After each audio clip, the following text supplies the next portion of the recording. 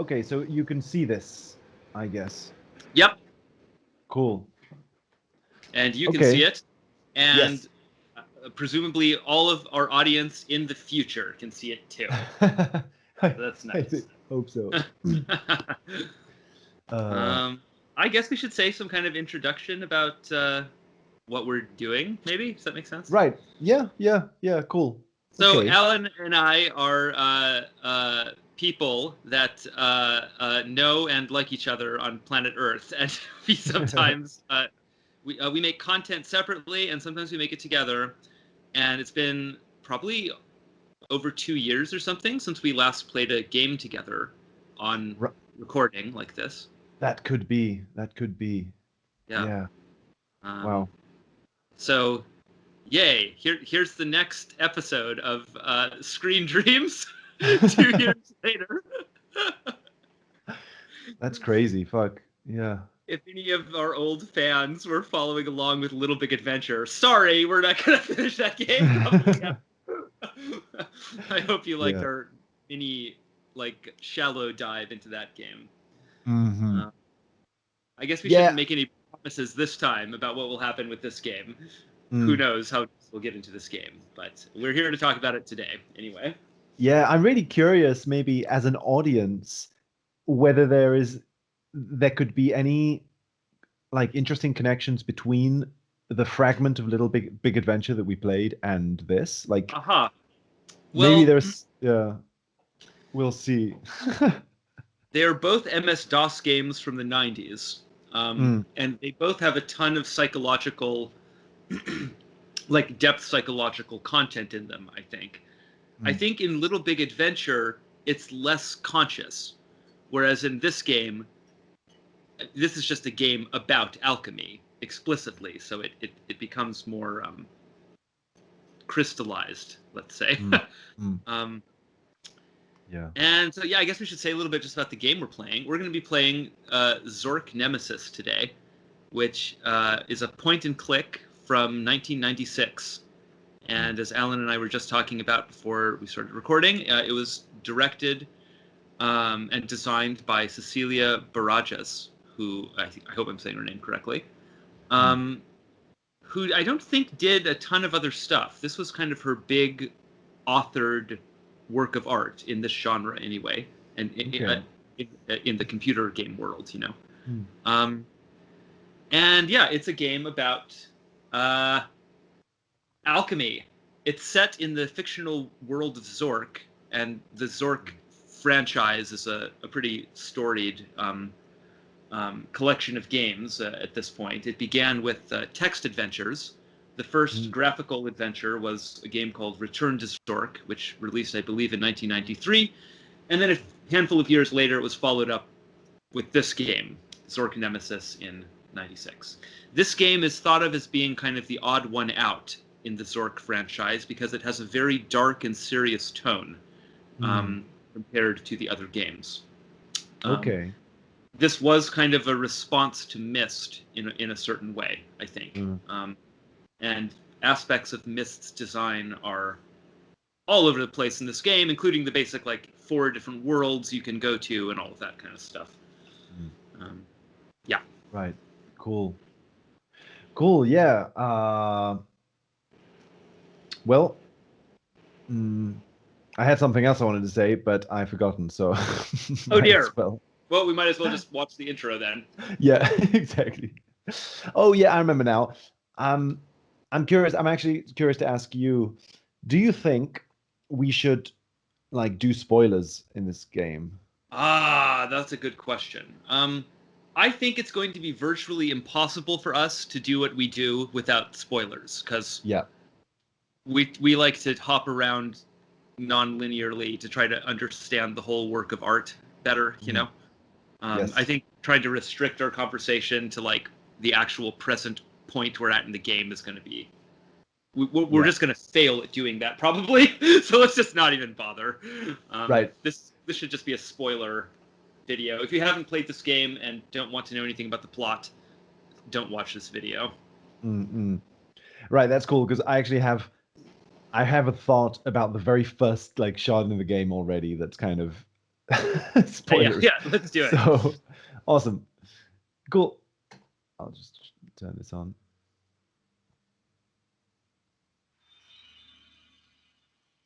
I love that right away we have this like fairy dust bar chime idea in the sound design.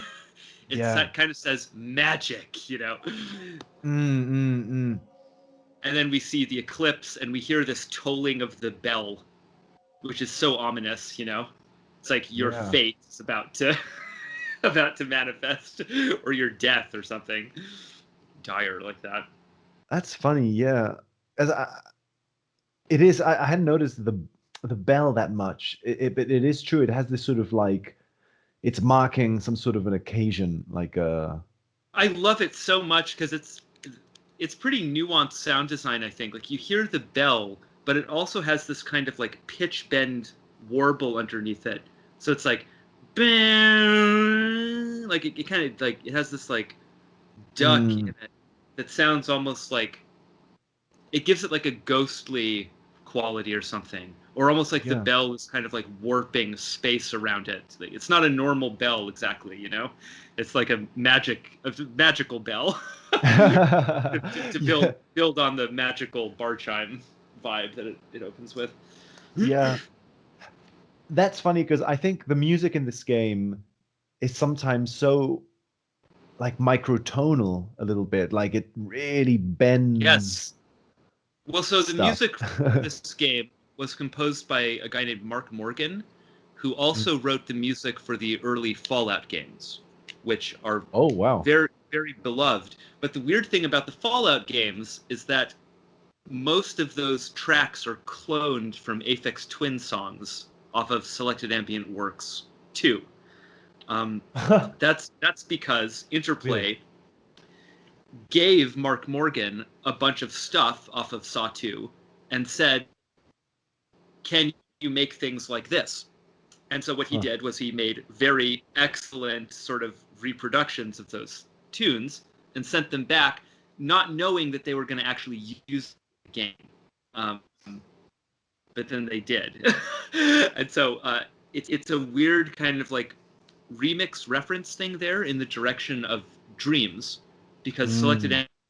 Ambient Works was composed in lucid dream states by Oh Aphex fuck. Twin. You're And right. so Mark Morgan was like studying that material and learning to reproduce Richard D. James's language of dreams, like sonically. And I think Yeah. that informs his work here. I can hear him drawing on Sawtooth techniques in this, but this time not in a copying kind of way, in an original, much more original way. And also, I think you can hear a tremendous influence from Enigma in the soundtrack. Um, Mm.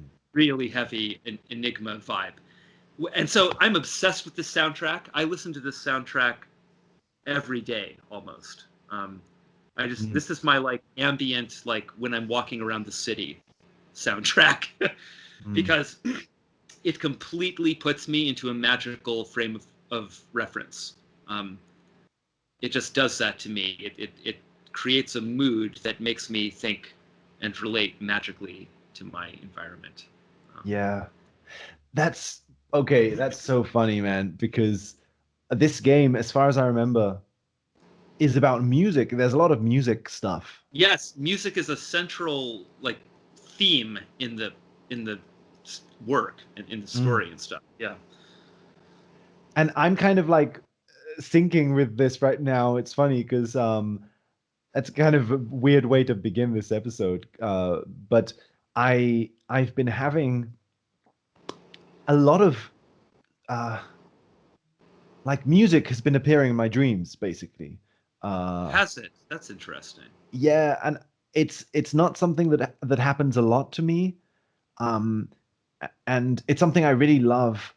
I haven't been able to sort of transcribe any of it.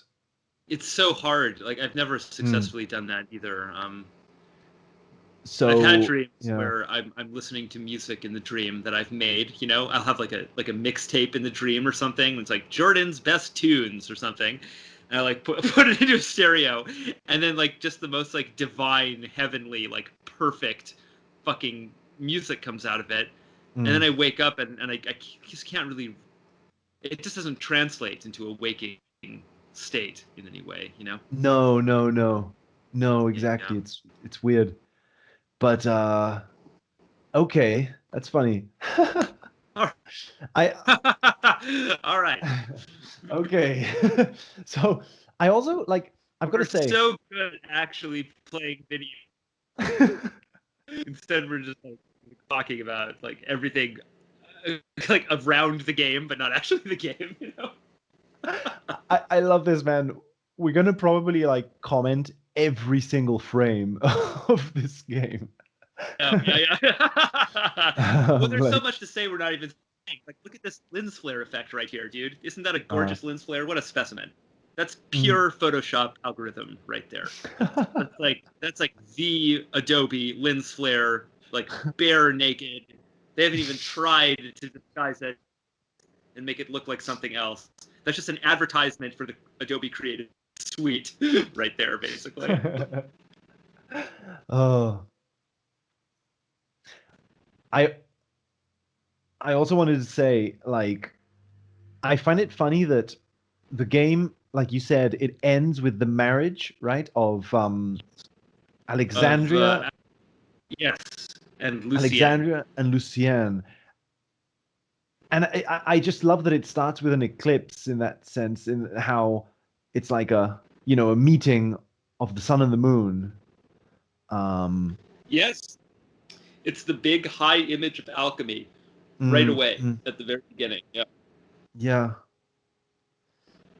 cool. and we're clearly in a medieval tone with this text and the cursor Yeah. that looks like some fantasy blacksmith tool or something, um, and and all of this. Yeah.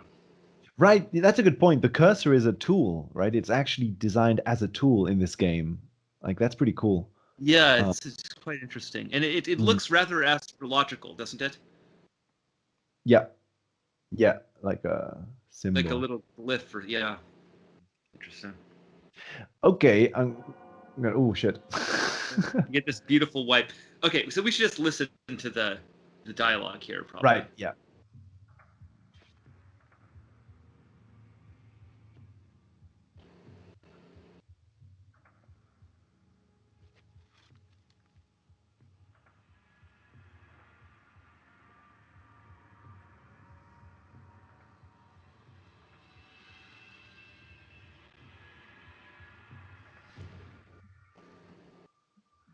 No one remembers exactly when it began.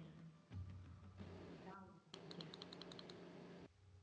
It began on the day of the great eclipse, on the day of my murder. I've lost my only one, and I've lost my life. Now we all lie under the curse. Sometimes a single act can be so great it the world.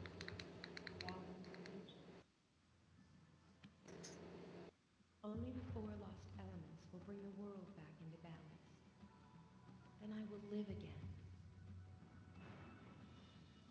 I have but one hope left, and it is you. No one else dares come here.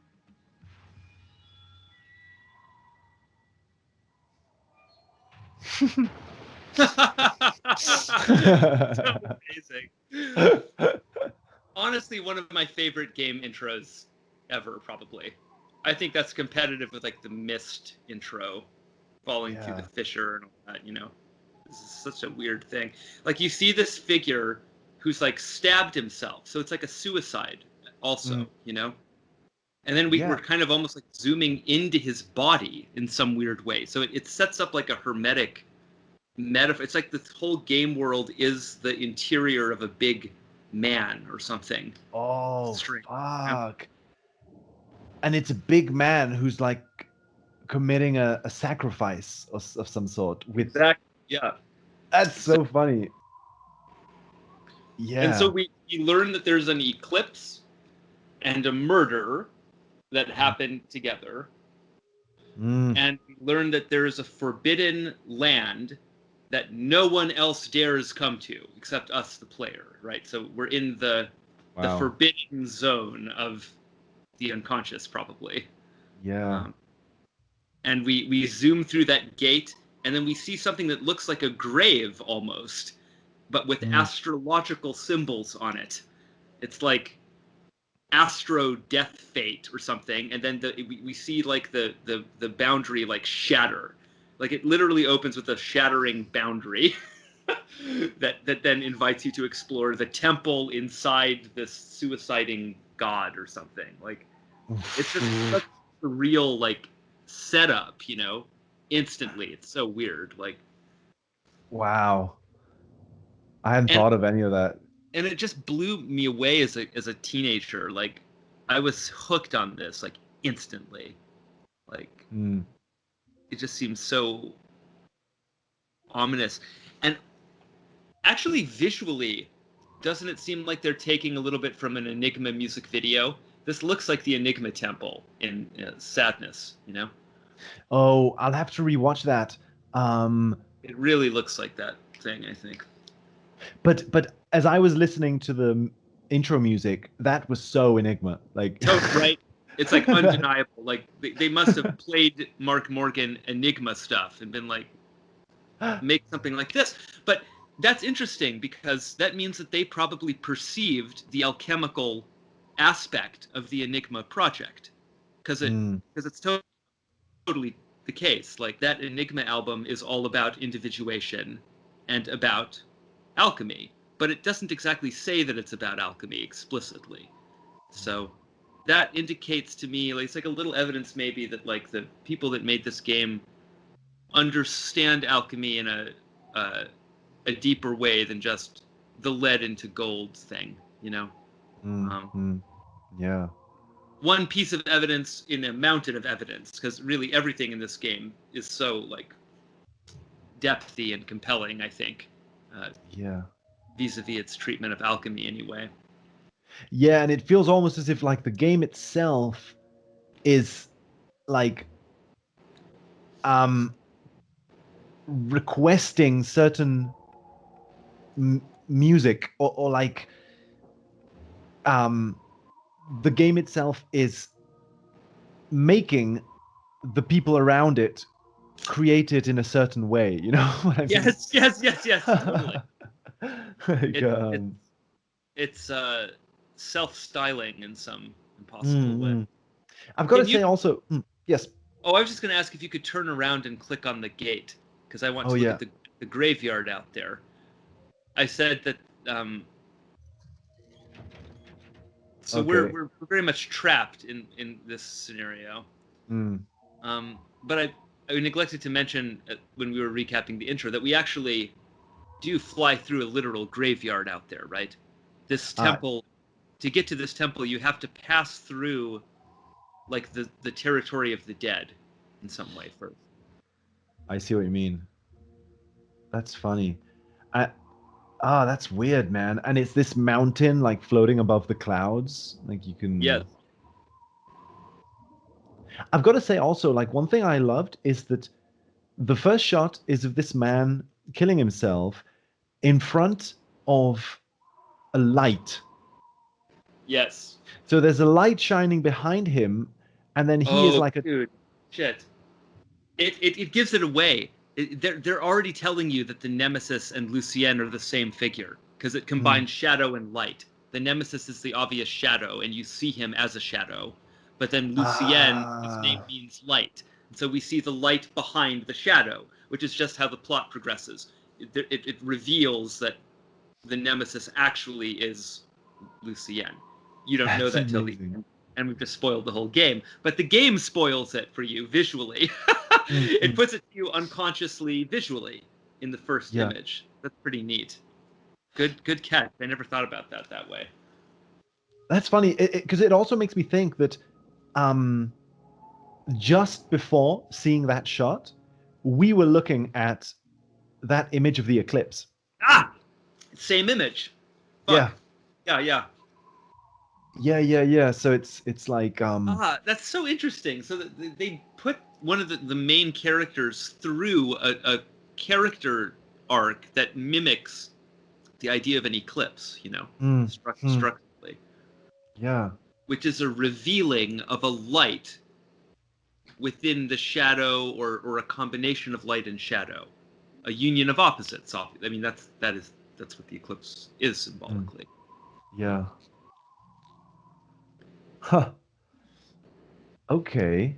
I feel compelled to mention that this game came with a bunch of like physical stuff in the box, including like a journal written by some previous adventurer to the Forbidden Lands.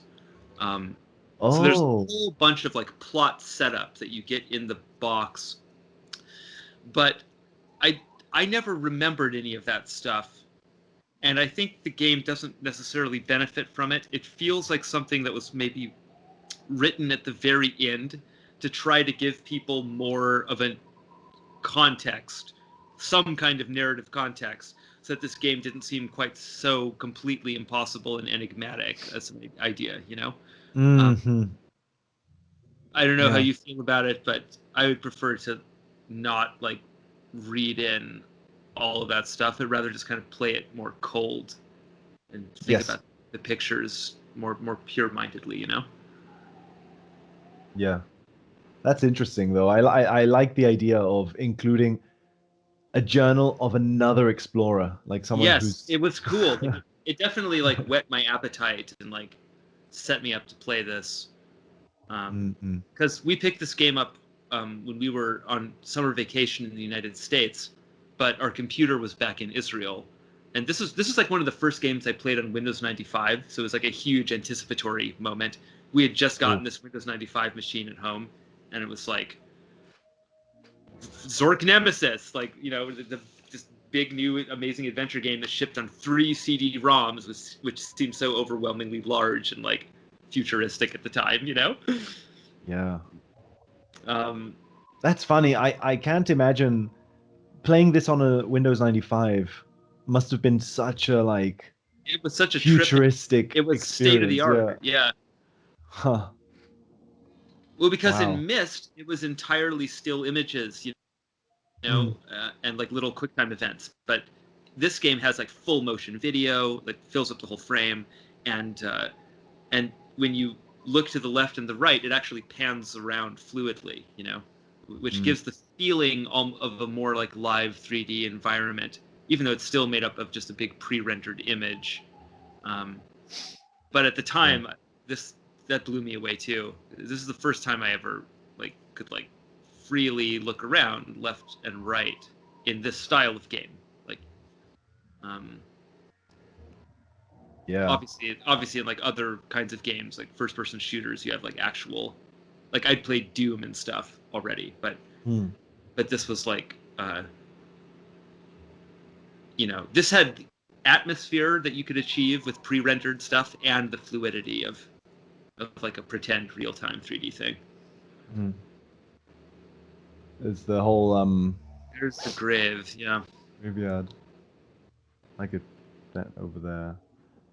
Is that a fountain there? That looks like a fountain, yeah. I can't With go to it.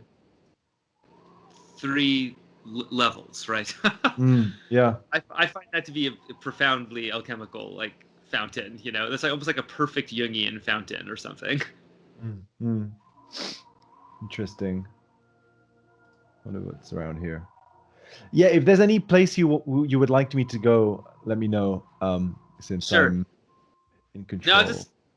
I think I'll try not to backseat drive too much. I think it's better just let the driver drive. Okay. Let's see. Okay, so here we have some huge mandala eclipse idea. So Mm. this is not just an eclipse, but now it's an eclipse with 4 Yeah. conjoining aspects. So it's telling you the idea of the 4 elements with a picture. And she mentions them already in the introduction, right? That only the 4 lost elements can bring the world back into balance. Mm. What does she say? She Yeah. says, sometimes an act can be so evil it can curse the world, unraveling the future. Wonder what that's all Oh, about, Because I've played through this game many times and know the whole story of this game and stuff, and I don't still really know exactly what that dialogue's about. You know, it Oh, right. remains just an enigmatic thing, unraveling the future. But what is she talking about? You know, there's no time travel in this game, really. Yeah. So Interesting. Right. I'll keep that in mind. I mean, she's talking about trauma, I guess. You know, it kind of Hmm. sets up like a trauma ripple theme here or something. More of this stuff. It's framed by two candles always. Yeah. So that is a big kind of two opposites and then a central unity spiral pattern, Mm. which Aha. Yeah. that that's like the masks of eternity or whatever, the Joseph Mm. Campbell stuff. Right. Yeah. Yeah. Okay. Did you see that? Cecilia popped up there in the video. Oh no, I didn't. How Like weird! It was like a somewhere here. Skype. No, it was like a Skype thing. Like the Skype chat, like displayed the image that I put into the chat. It like Oh right. maybe it was just on my screen. Maybe it's not going to be in the recording, but Oh that picture just randomly appeared on the image here for some reason. It freaked me out. Anyway, wow. Yeah, I was gonna say there's so much like to comment. It's sort of I just noticed also there's four of these things, right? So there's four of these suns all oh, around there's the four sons total. Yeah, yeah. thing. Oh no, well one of them is the door. Okay, Aha, yes. Let's go in there actually. cool. So this is a very weird space. I wonder what you think this space is. Like, don't click on that candle yet. Okay, It's gonna launch like a video we'll be obligated to watch. right. But I just cause It's a weird place. it's a weird place. Like what is it? Like there's like a bunch of chairs there where people would sit. Yeah, and It's like a little temple or shrine, I guess. But it also kind of looks like a morgue or something. There's like a mm, coffin. Um, yeah, you know, that's ambiguous. But that's funny. Yeah, because it's like the chairs are looking at one another. Like, why right, would you? like what would happen here? It's like a sacrifice would happen in the middle of the room, maybe. So Yeah, everyone's watching from the edges. yeah. I think so too. For some reason, this kind of door, this kind of like Yeah, secret door, always makes me think of like sacrifice for some reason. same. Like Yeah, some like shady looking it mechanism. just yeah, it just definitely has the feeling of a ritual space, like a space for Mm. some kind of something's going to be performed in here or something like that. Yeah, and even like it seems like if this coffin were like the coffin of a god or of someone sort of worshipped, it might be in a more central position, Aha, aha. but it's kind of like just jammed into the In the corner of the room. corner. Isn't that bizarre? Yeah. Yeah. Which, yeah. It kind of makes you think that this is the kind of coffin where they would, yeah, like this isn't a coffin used by one person, maybe. It's sort of, it can, different people can go in here. Mm. Either the people being sacrificed or in those sort of initiation rituals where you need to go into the coffin and spend a night there or whatever and then come out. Oh, I see what you mean. Yeah. Like, Well, I'll leave it cool. up to you if you want to do the candle or the coffin. As the next action path here. Okay, I think I'll do the coffin. Excellent. Cool.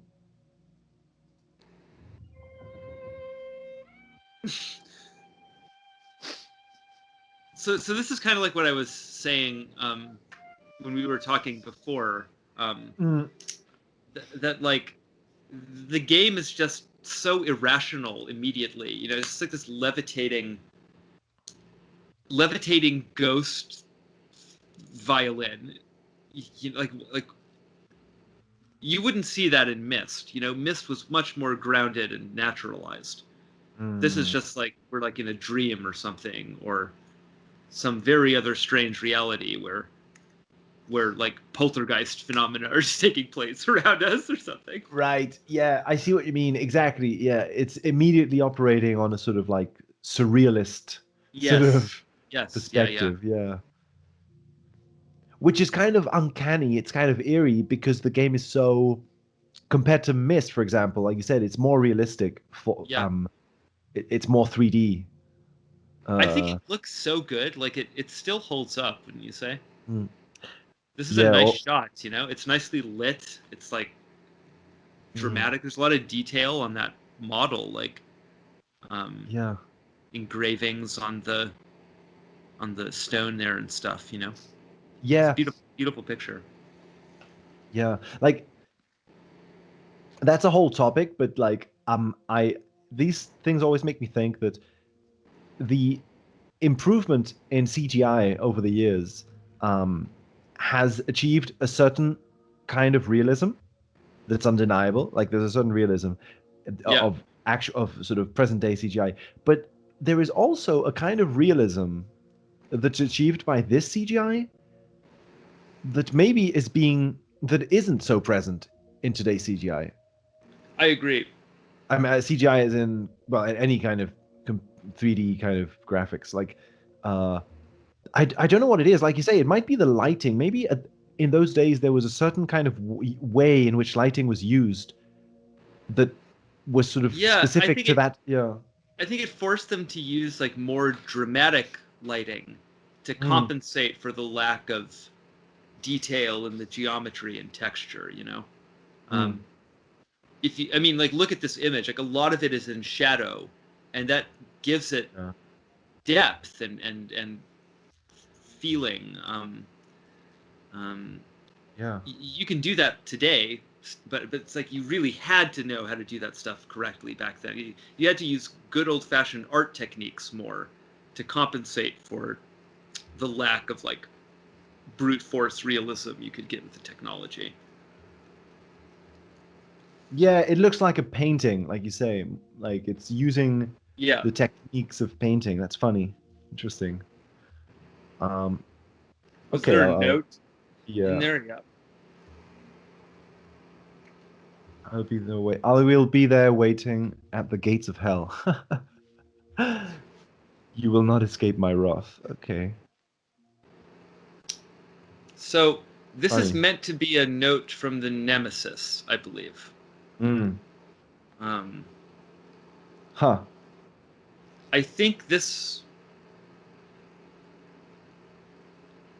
must be the Nemesis, i.e., Lucien, addressing the alchemists Mm. that he has captured and imprisoned in the temple, which we'll see in a little Ah, bit. Um, interesting. Right. Yeah. Because they. I'm kind of remembering the plot now. Didn't they locked him up somewhere or something? I can't remember. yeah, I, we'll learn this, I guess, but Right. Right. Oh no, I it's can't. weird. But it kind of implies that someone has like transubstantiated, doesn't it? He'll be there at the gates of hell waiting. You will not escape my wrath, i.e., even in death. You know, I'm gonna Mm. haunt you from Yeah. the afterlife somehow. Mm. Mm. Funny.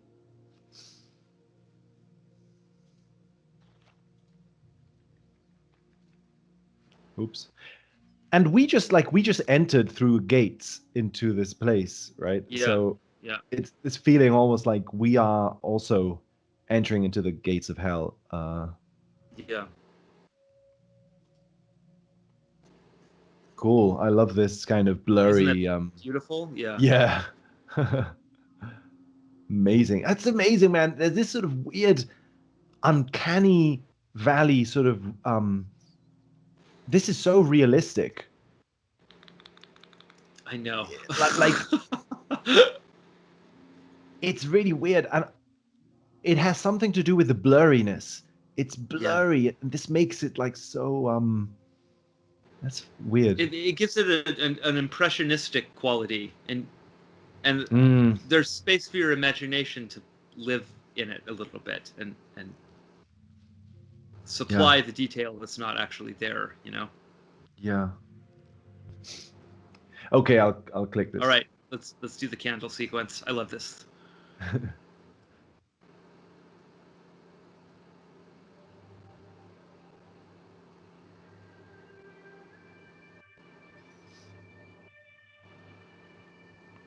Finally, someone's come. You've got to help us. We're in the temple.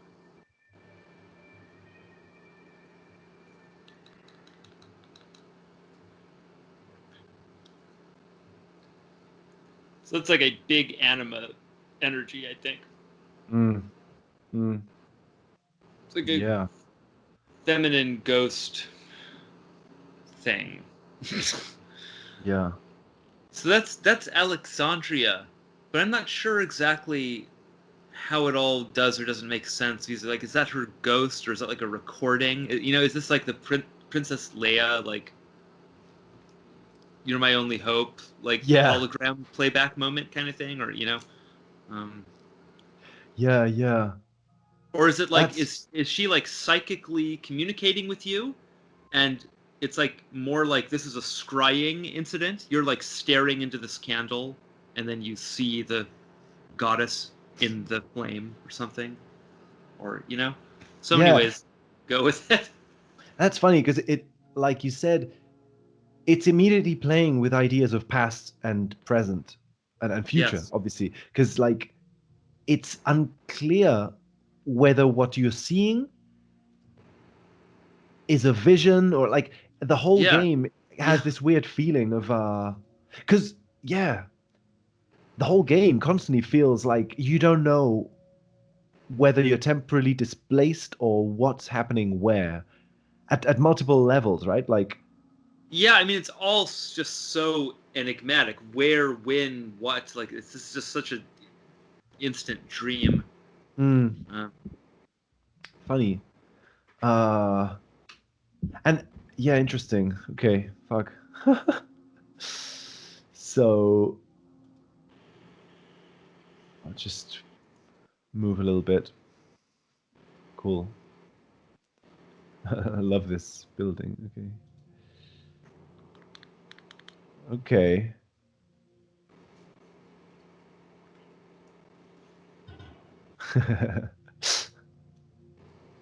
Oh, it's a moon. Yeah. Okay.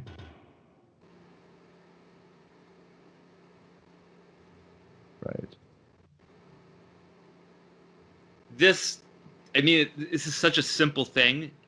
But for some reason, I like probably jumped out of my chair when I played this as a kid. It's like, wow, you can look up and down too. Holy shit! Right. Yeah. Yeah. That was just that this moment locked me into the world in an even deeper way. I was like, wow, that you can like look up at the ceiling and see that perspective too. That's such an amazing effect. Like the way that's drawn. Like because Yeah. this is probably like just a big long image kind of thing, right? Yep. Yeah. Exactly. That's so cool. Nice.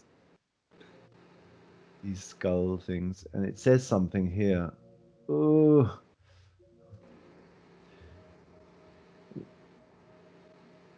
when the sun and moon are joined, the entrance to eternity is opened. Facts. Facts. Yeah, thank you. You know, that's like true. That's a great alchemical little like riddle there. You know, Cool.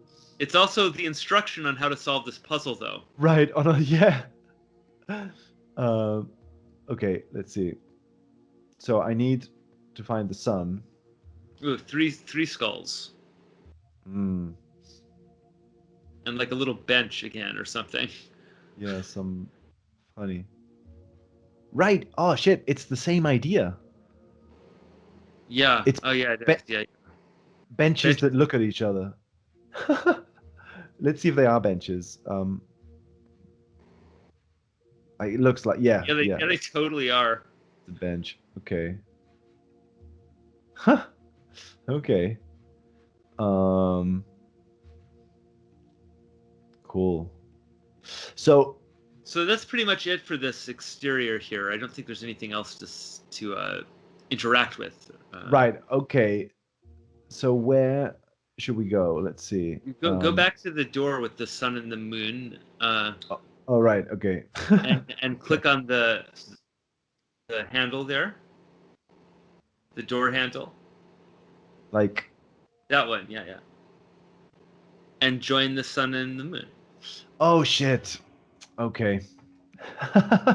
That's why I love that their weird little alchemy aphorism there, because it's also just like literal. It's just literally telling you to like slam these two objects together to open the door. But it's also that's also telling you that the temple is eternity, because you've opened the door to eternity, right?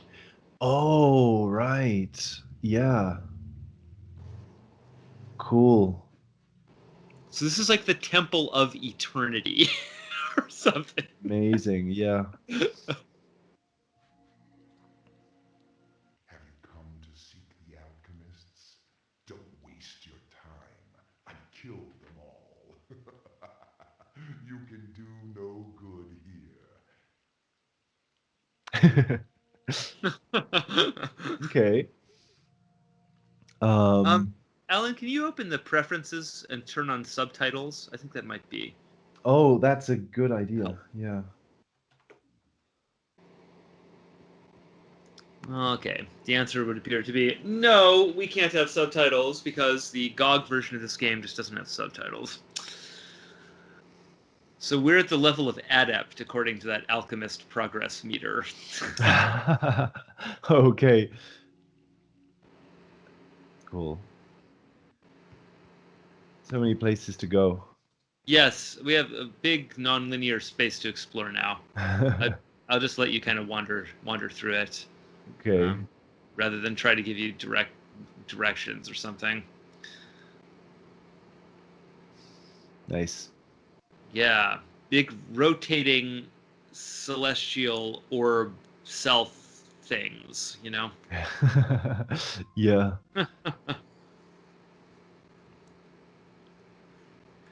Like 3D mandala ideas, you know?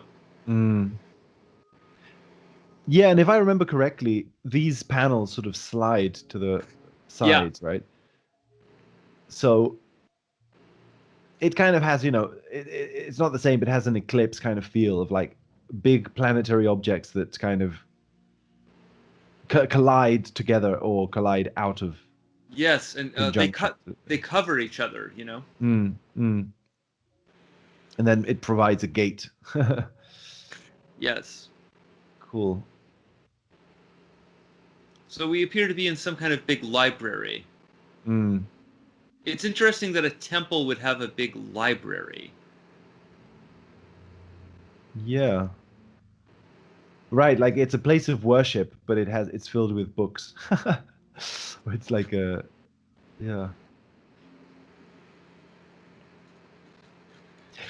Yeah, that would be a weird feeling if you went to like a cathedral or something and it had this enormous room filled with books. Right?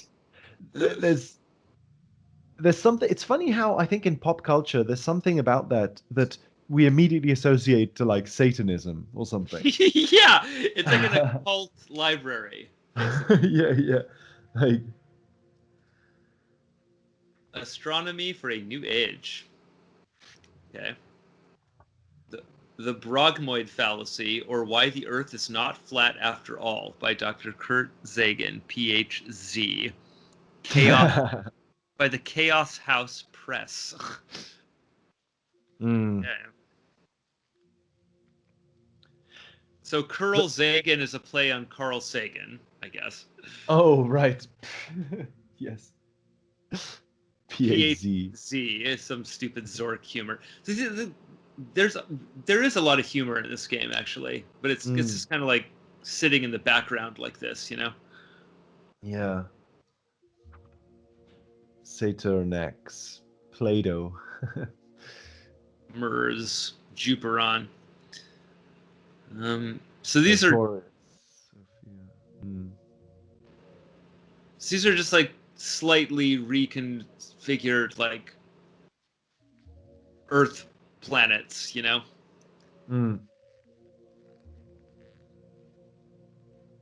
Mars is Mars. Juperon is Jupiter. Venus.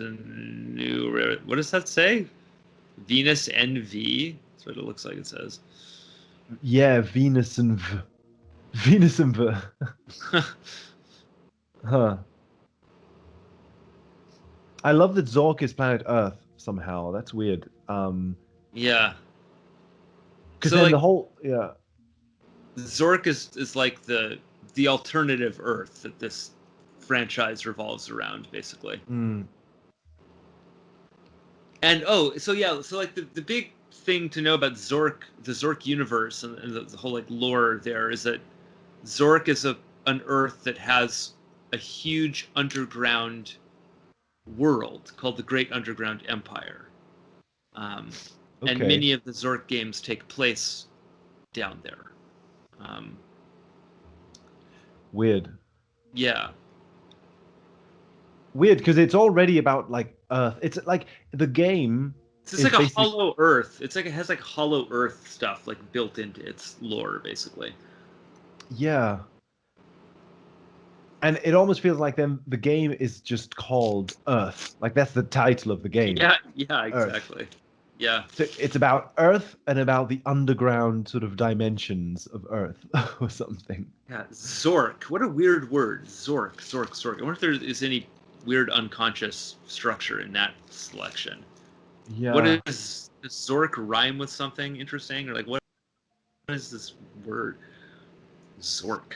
I I always think whenever I see words that start with a Z, Yeah. it makes me think of like it's the last letter of the universe of the alphabet of the universe. Yeah. So it has this sort of like omega feel to it, like the end, I agree. Yeah. or like Oz kind Yeah. of thing, an invitation. Okay, should we read this? No, we don't need to. If you don't Okay, mind. no, I'll just sort of. Oh, okay, it's a jammed door. Yeah. There are a lot of these in this hallway. Mm. They're just there to. Yeah, I have no idea what that's about. Actually, weird thing. Yeah, it makes you think that there is a whole space in this temple that's completely out of bounds, like hidden. Yeah, yeah. You can never access it. Yeah. Nothing ever happens with these doors. By the way, they're just. This is all that you can ever do with them. Wow. Okay. Yeah. I love the fangs on this fountain. Oh Or God. these Yeah. sort of Tusks. tusks. Yeah. Like maybe they come from an elephant. It immediately makes like it gives this feeling like it like this is a mouth or something, flanked by two tusks. Yeah, Or, it's like. I don't know. Yeah, it's like a whale is gonna swallow you or something. Mm, funny. Three fountains again.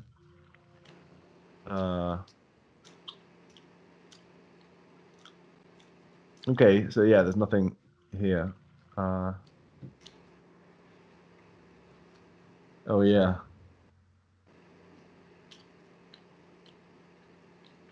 What you cannot solve and return to me. I've got the hints, and I'll give you clues. Suggestion, instruction, and direction. The level of hint is at your discretion. But what a bit will bring play. You must know how to advance through the field. Touch me then. Okay, so this is yeah, some sort of a hint. Yeah, that's the hint system. Um, It's pretty cool that this game had like an integrated hint system that's Mm. like fits into the vibe of the game. Like it's not just some like weird menu that like pops up or something. You know, it's like a magical painting that talks to you. I think that's neat. I don't know. yeah, and I always love that this seems like an important image somehow as well. This idea of Venus Yes. staring at her own reflection, Yeah. like it seems to really be important for this game somehow. Yeah, and it's like an angel holding the mirror too. So it Mm, does sort of evoke to me like the idea of like the unconscious showing you your self-image, you know? yeah. And it's funny that that's like the hint system, because this is Yeah. literally like the game developers speaking about the game kind of Yeah, thing. yeah. It's so great. Sort of, uh, And I think they bring that painting back at the very end of the game. I might be wrong about that, but I think you see it like right before the final credits roll or something. ooh. Yeah. So this is an interesting area. It has like a tree in the center growing around this little gazebo-like thing or something. Mm. This is another. It's a space in the game where really nothing much ever happens, but it's just this place for atmosphere or something. But it's I don't know. I love places like this in games. Like That's amazing. what is this place? You know, it's very strange.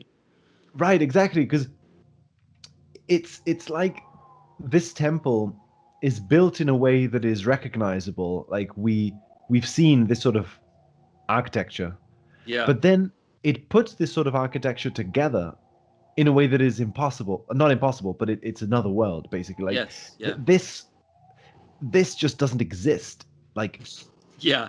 these kinds of spaces, it's recognizably human, but it doesn't. It's not something that we tend to see. Uh, Yeah. like I don't It know. looks very alien somehow. Um, it it looks like an octopus is eating that structure. You know, it's like it's kind of I don't know. I It almost feel like I'm looking at a giant squid. You know. mm,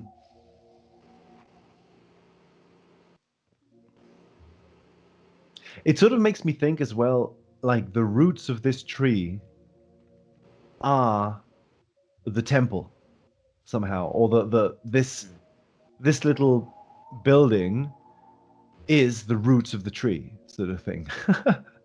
Like this is like some weird microcosm of what of this. Ah, I Um, see. I don't know. Who's Uh, this guy? Let's see. yeah, and there's like a destroyed bench there. It's an interesting detail. Hmm. I wonder if that's Agrippa. Like, you can't really see him. It's just some man. Yeah, it looks very like Greek god, sort of. Hmm. Okay. I can't go in here.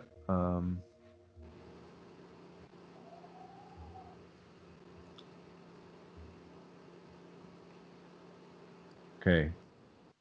So now we're in something that looks like a cathedral more, you know? Hmm. Yeah, this is so amazing. Like the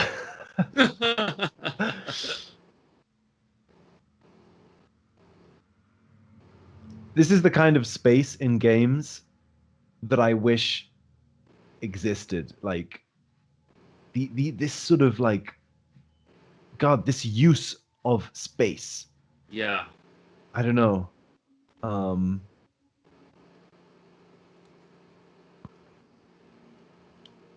it's one of my main motivations. Like I would love to be good at lucid dreaming or something, just to like walk around places like this. Oh Sort of thing. yeah, that would be so. Yeah. Which is cool because that's what games allow me to do in a way. Like games are Yes. really Yeah. um yeah, I don't know. You get to walk through spaces that you wouldn't walk through. I mean, it's sort of it's obvious at some level, but at the same time, this really is close to the experience of walking through a level in a way. I mean, through a Yes. Yeah. world. Um, in that, especially if you're a very sort of visual centric person, I don't really mind that my body isn't that involved. It's it Totally. creates a similar kind of memory as the memory I have of exploring a place in the world. Anyway, kind Yeah, of no, I agree totally. Yeah. getting sort of lost here in thought. Oh yeah. Okay. Uh, amazing. So this really has the feel of like a ritual space now too. Like Mm. there's like an altar up there, you know? Oh yeah, yeah, yeah. Right. So we have here it's like a crescent moon and a star. It's weird. Um, True. uh, and then we have uh what are all these symbols, Ellen? I'm so hungover. Help me. I think so. This is Venus, Venus, Mars, Mars. I think Saturn and Jupiter. Yes, yes, perfect. Right. And Venus, then Mars, Saturn. we have these various triangle things that Mm. represent earth, air, fire, and water. I think, um, or Mm. maybe they represent some metals or something. Mm. But we'll see. I think. Yeah. Okay. So actually, what we're trying to do is like fill that altar with that altar is going to be like a map of our progress through the puzzles in this temple. Mm. Yeah. Okay. Amazing. Look at that This thing. is so cool. I know. This is so like, God, amazing.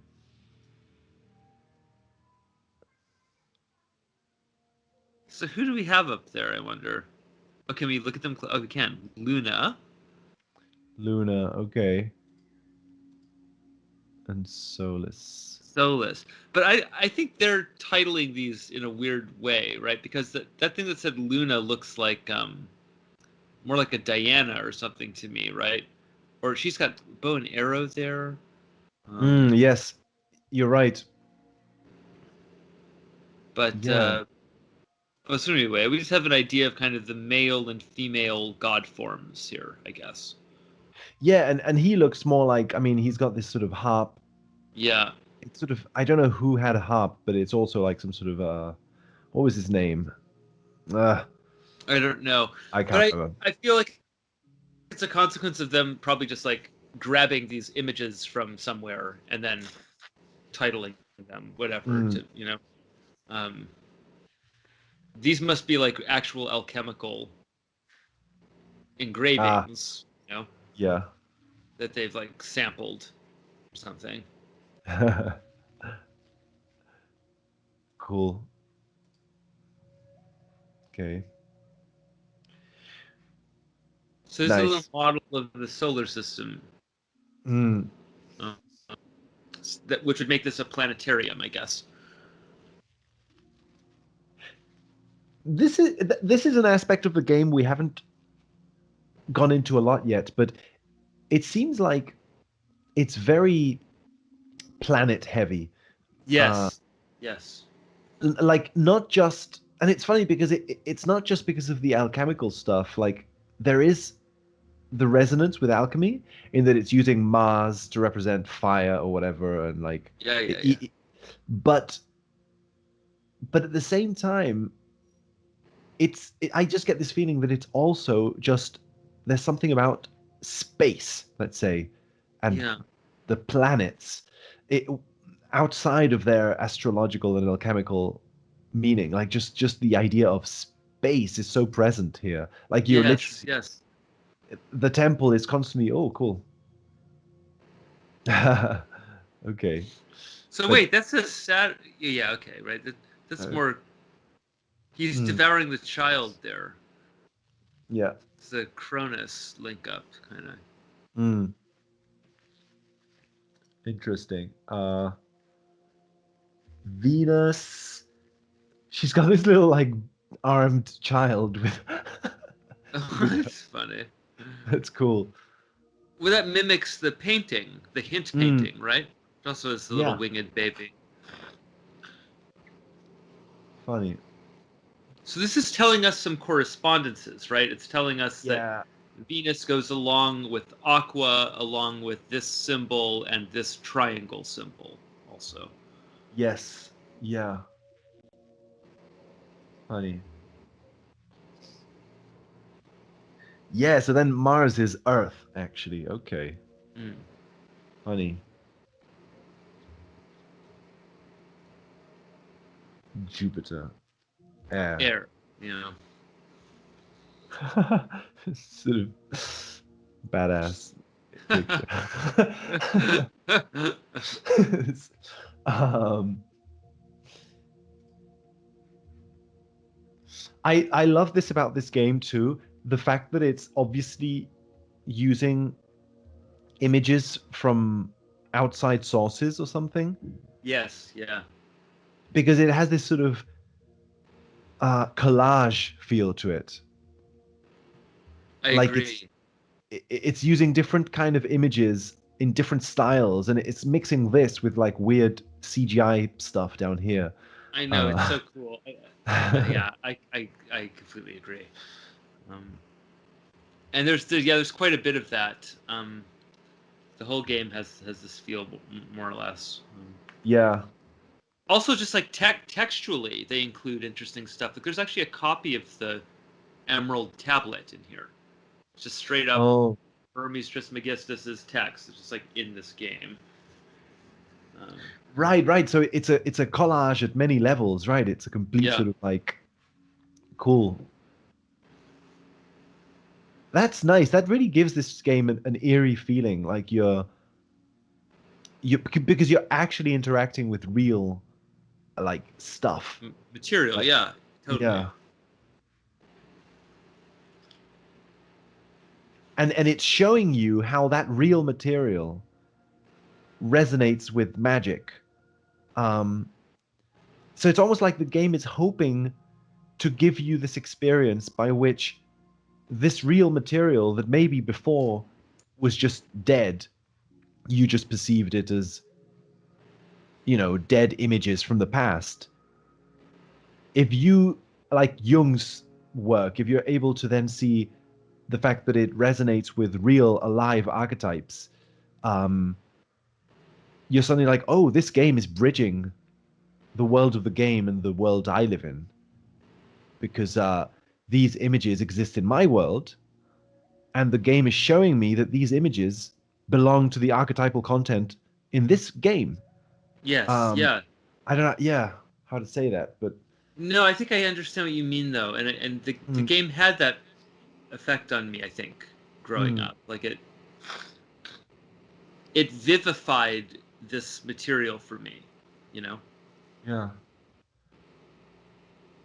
interesting. Well, I'm gonna get away from this place because I don't think we Yes. have the clues to solve that No, puzzle no, yet. we don't have what we need there. No, so I don't know. I can talk to one of these guys. I don't Yeah, know if we I could. can. Yeah, you can. Let's see.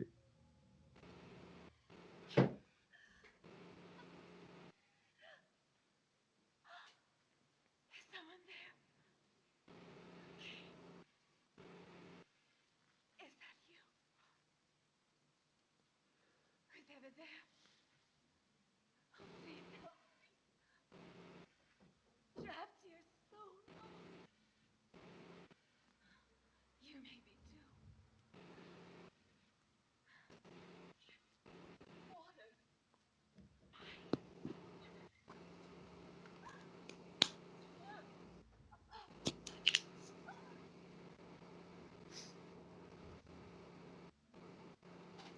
Mm. This stuff really creeped me out as a kid because it's like the act. It's strange to see like a real physical person embedded into a computer graphic scene like this, where the person is represented as being imprisoned in it. Yes. You know what I Yeah. mean? It's like she's trapped in a computer world here or something. It's just it becomes a little strange. Yeah. Yeah. Yeah. And this sort of weird, like, it creates a strange sense of depth. Like Yeah. this is um which really makes it seem like she's closed in an extremely small space. Yes, Um, right. like oof. It's so uncomfortable. Yeah. Yeah, yeah, yeah. And it's got the sense like she's dead, but like she's also Yeah. been buried alive or something. Uh, Yeah, it's so weird. She's just a frozen image until you click on her, and then she comes to life for a second, and then becomes dead again. Um, mm, and what's weird is that this game later shows that to you much more literally with a like a severed head that you have to place on like an electrifying plate that brings the head to life so that it can tell you some stuff. Like I don't yeah. know. It like replicates this, but with this gory edge to it later. I don't know, dude. It makes me wonder how aware the game might be of like what it's doing with its own media mechanics as a place to also carry semiotic content. You know what I mean?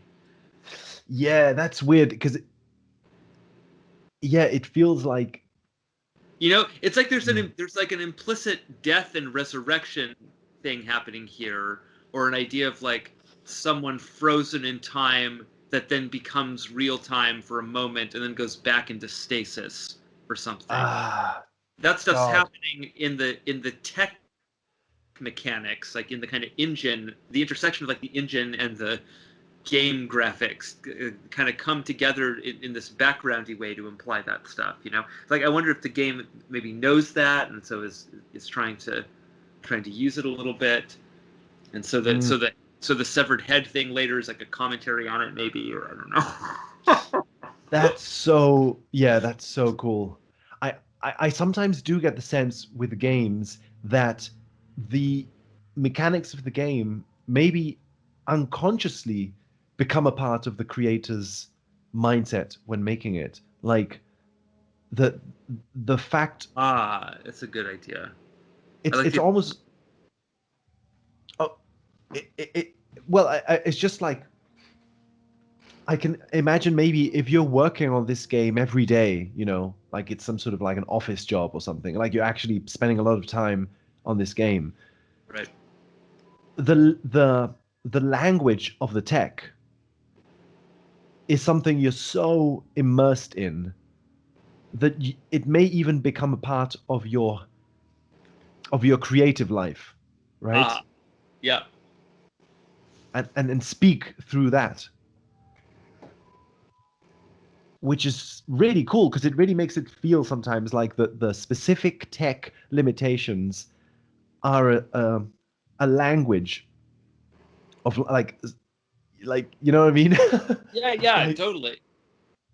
huh? No, I think things like that must be operative because Mm, I often have the feeling in these games that, like, you know, part of what made the original Myst so successful artistically was the fact that it didn't have very much motion in it. It was a weird sense of like a frozen world, you know? mm, And that was like something that I think they were trying to overcome. They would have rather had it not be that way, but the the limitations of the technology made it that way.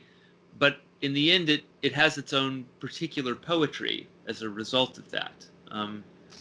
I love the yeah. fact that you're kind of teleporting. Playing Myst is weird. It's like you kind of phase shift around these like static perspectival nodes. Mm. Um, there's no real transitioning between the nodes ever. Um, Yes. it's very much like you're in a bunch of paintings.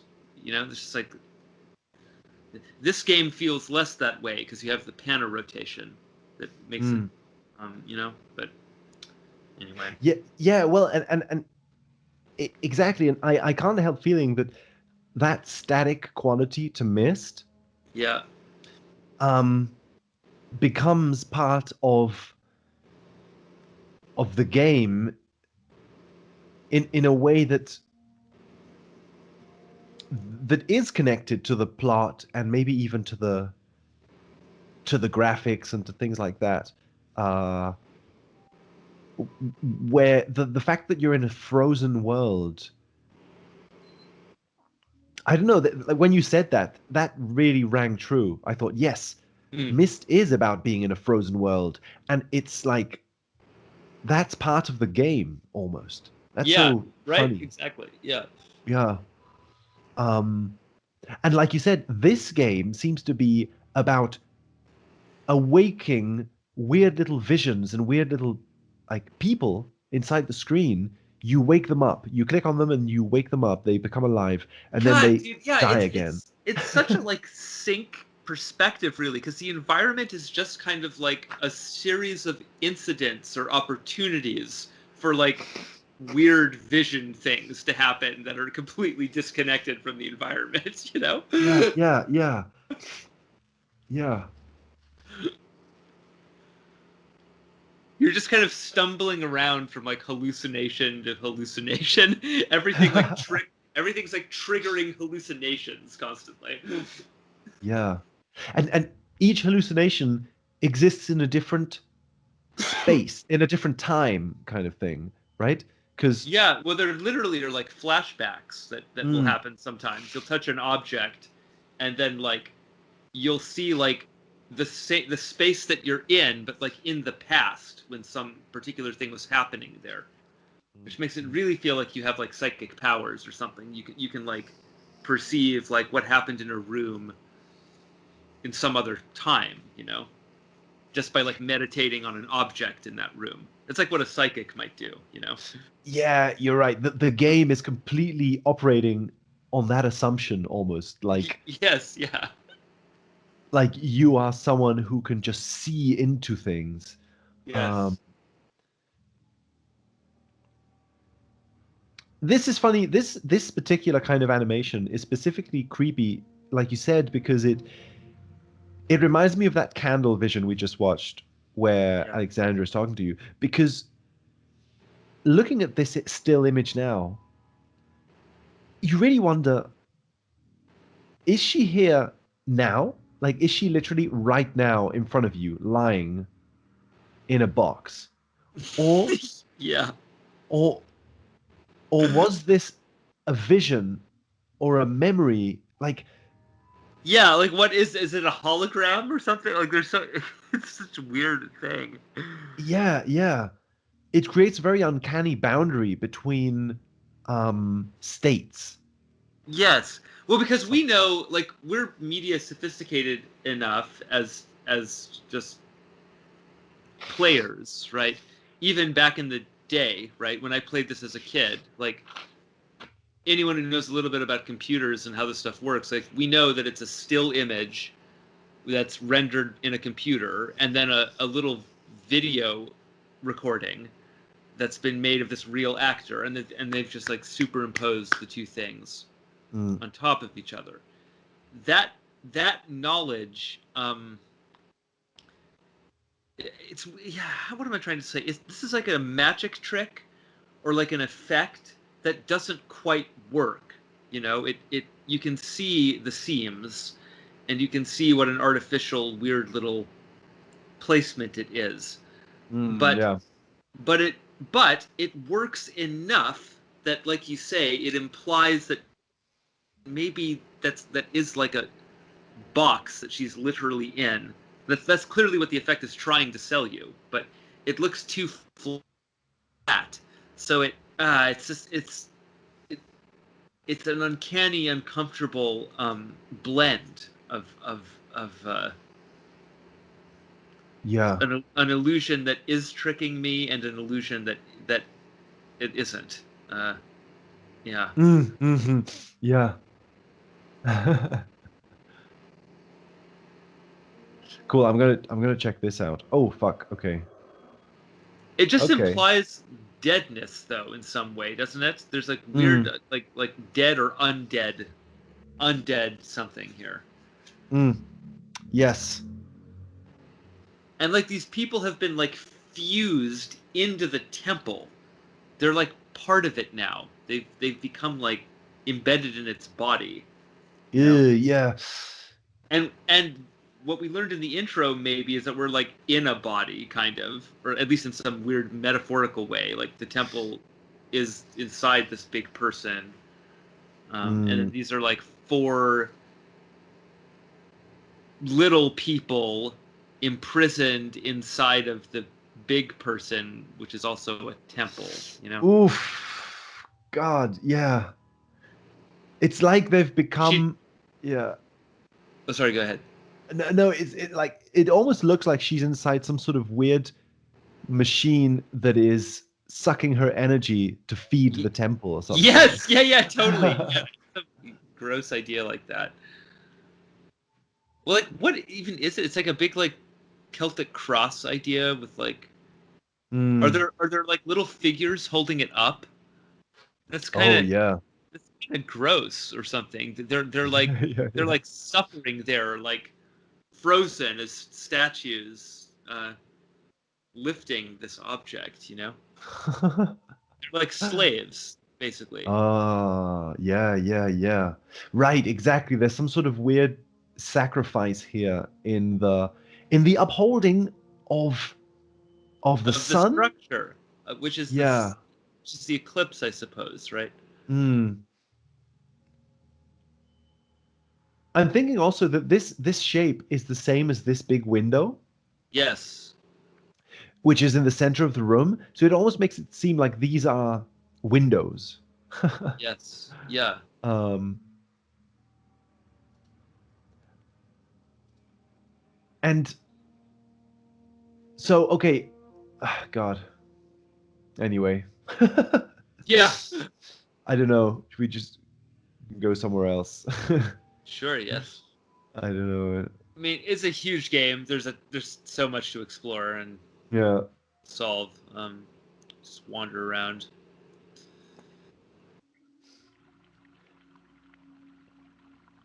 I love the way that looks. Those pillars are so Mm, beautiful here. yeah. It's got that fractal quality, you know. I think there's also this weird like psychedelic mix of cultures in that there's like an sort of Arabic kind of Yes. Yeah, you're right about that. style, Yeah. but then at the same time, a lot of this temple looks like a Baroque sort of European temple or something.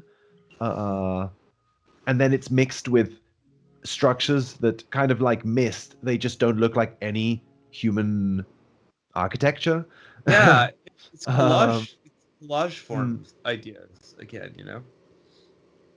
It's like the temple has been collaged together out of many other temples from many cultures, you know? oh yeah. God, I've got to say, so I've got a thought in my head right now. I need to express it, I think. You Please.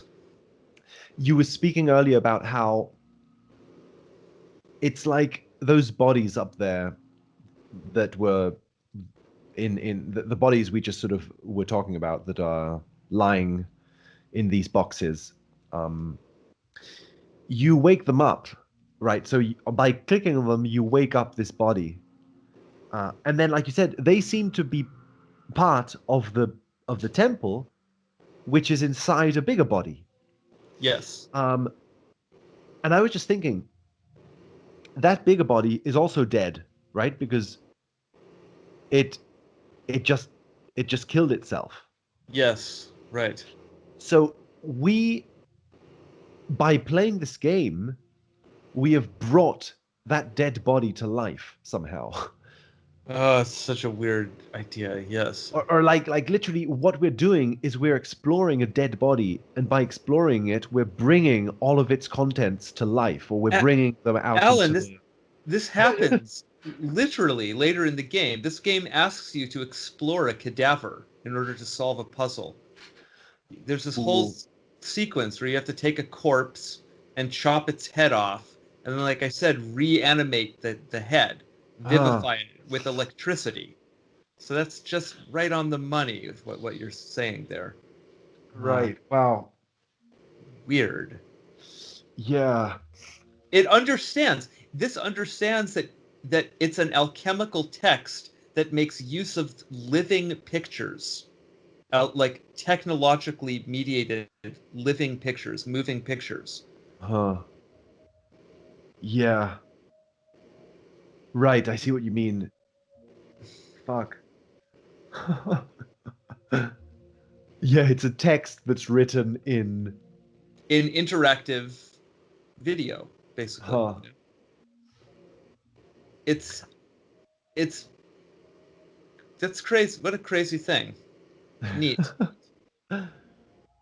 I love the idea that this game might be self-awarely like positioning itself as an entry in the library, in the hermetic library, if you know what I mean, you know? Yeah.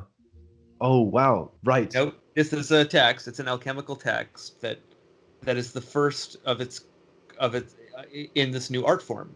It's the first one made for CD-ROM, and as it ends up being the only one, really. If it's the only self-aware alchemical text uh, Mm, of its era in its mm. medium, you know, crazy. Wow. Oh, shit. My secrets are my own, no one else's. But you seek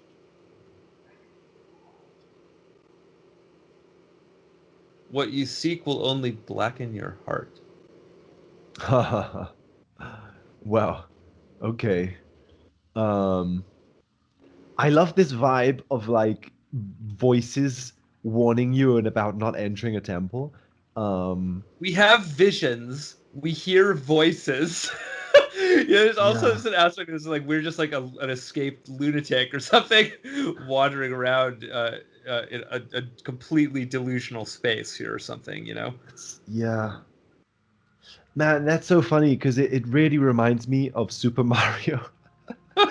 Um, because I'm really obsessed with this idea of you enter into a space and someone warns you not to enter. In Super Mario 64, the whole thing is you enter into Peach's castle, but Peach herself has been trapped inside a painting, inside an art form. Oh, Um, right. and Right. when you enter the castle, all you hear, the only way you interact with Bowser at the beginning is as a disembodied voice warning you not to enter this Oh, castle. yeah, right. And so, for some reason, I think there must be a deeper tradition of this. I imagine this is something that happens a lot in horror fiction, or that, and but Mm. it also seems to be based on some like real kind of hermetic kind of idea that maybe at the threshold to certain places, maybe there is like a warning from the shadow or something that is Ah, yes.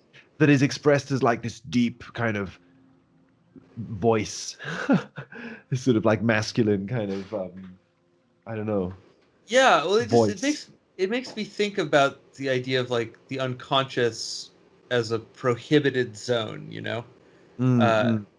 esoteric knowledge is you know, it's always trying to Ah, scare you away from knowing it or something, you know? yeah, So we're in an alchemical lab now. yeah. This is amazing. This is so like detailed. Like, yeah, isn't it amazing? Like, there's all this cool art on the walls and stuff. Uh, So neat.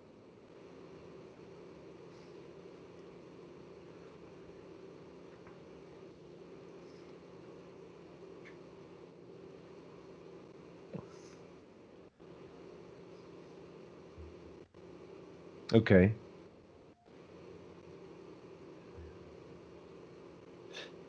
That's a weird image. What the hell It is that about? Yeah, and it very faintly sort of plays some music. Yeah. Um, It's like a person receiving divine inspiration through a musical instrument that is levitating in the air. So it's something about the creative process, maybe. funny. Yeah. Huh. Yeah, I love how this game uses instruments Yeah. like as an image because it's not it's a little subtle. Like you are not a musician. Like No. you don't get to use any instruments necessarily. I don't think. Alexandria is a musician. She plays the violin. It's like part of her characters. Okay, yeah. Um, right.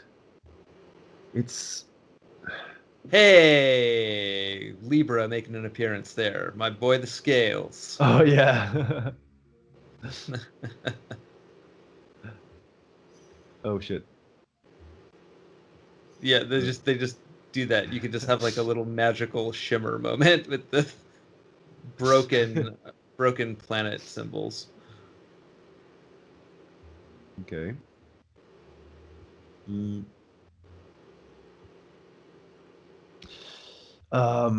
Okay. Jeez, what's that about? It's like a dragon about to devour.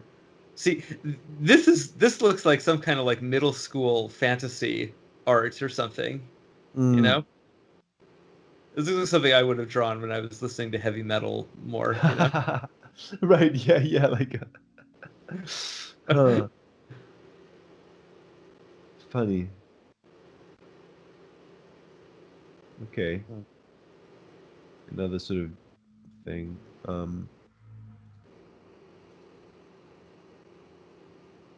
That's a cool looking thing. Huh. Well, that we recognize that one, right? That's like an actual Mm. alchemical image. I forget where from. Yeah. Oh. Fuck. Oh right. What was that? You went up the ladder, I think. Oh okay. Okay. Oh shit. We're Oh like cool. up in the roof now. Ah. Nice. Okay. I think I never did this. Oh, cool. That's funny. Okay. Yeah, there's Uh, just a book up here we can look at, I think, is the only thing. Yeah, that one. okay. These are Right. images of the alchemists, I think. The ones that are imprisoned in the temple. Oh, yeah. Okay. These are almost like tarot images or something, you know? Mm, It's like a woman sitting looking at her reflection, and then like, they're very kind of yeah. like broadly symbolic or something in that way. Mm,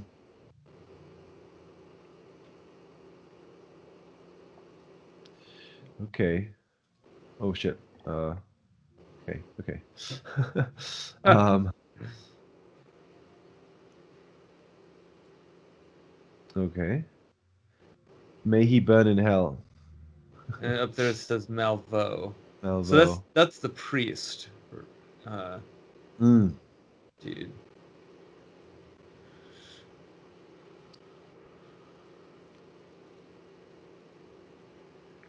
Okay, it's okay. like a big journal where we learn a bit about the Nemesis.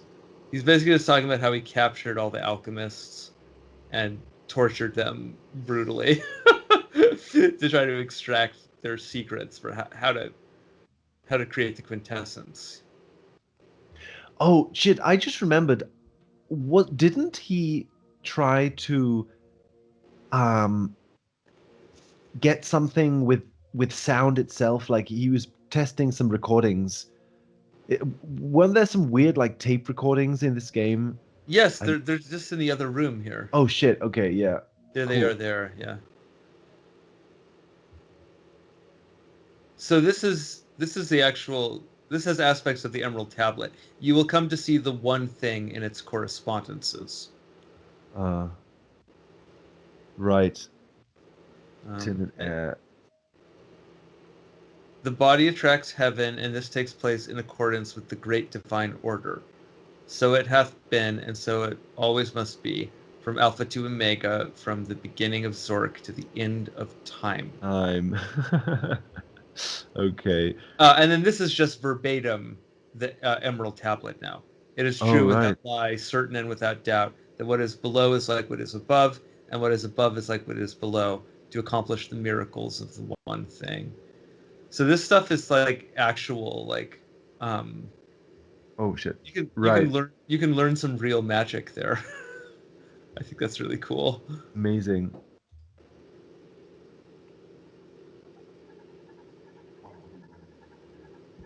I tried to contact Dr. Wilson about the meaning of the alchemy faith symbols. He told me that all symbols have meanings in alchemy, and that everyone is controlled by the orientation of these symbols. He could not, however, tell me. This indeed a condition of life that describes perfectly my search for answers.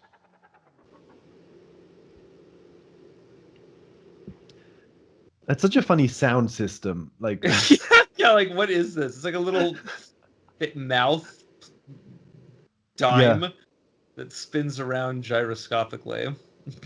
yeah. Like, see, it's funny because it's generating sound through the excitement of the airwaves. It seems right. It's Yes. sort of like Uh-huh. Uh-huh.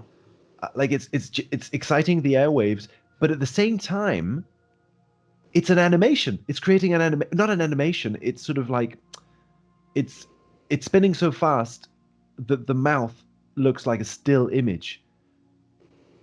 So it evokes the idea of frames per second, right? Of like Ah. Yes, of yeah, like yeah. of like Yeah. projected images. Yes, totally. It's Jet, it's almost like a movie projector mm, or a flip book or something. yeah. Okay, I'm not sure if there's anything to do here, so I'm kind of like, No, no, there isn't really. This is just a big right, exposition chamber. cool. Uh, okay, that's the library. This is the outside place. Yeah. Okay. You can grab an object in there though. Oh, Approach, yeah, approach that little dais there. Yeah, aha. grab that. There you go. I think if you right click, it'll just go into your inventory. Yeah. Right. Cool.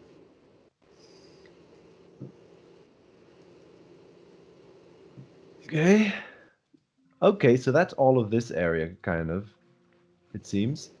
Yep. Um, so I guess it's just time to go to the big planet. I mean, the big sort of room. Over here. Yes, there. Oh, let's see. Yeah, I think there are some things to do in here already. Let's see. Because, okay, so now basically we just need to open one of the doors to the other worlds, right? Well, Uh, first we have to deal with all these alchemists here. You know, they're asking us to revive them. ha ha. So we have to do that. They're going to give us the stuff we need to operate the planetarium, but Okay, that comes much later. okay. So there's a bunch of puzzles here to do with like bringing them their elements. We need to get water Mm, for Sophia, and earth for Kane, and fire for Malvo, and right. air for the other dude, Sartorius. That's his name, Uh, right? Yeah. right. Okay. And so we can do that in here. I think, yeah, back, yeah, off in that direction or something. There are some doors here maybe that Right, have right. So puzzles to solve. cool. Oh shit. Right. Okay. Oh yeah, so like, so here's a puzzle we can do.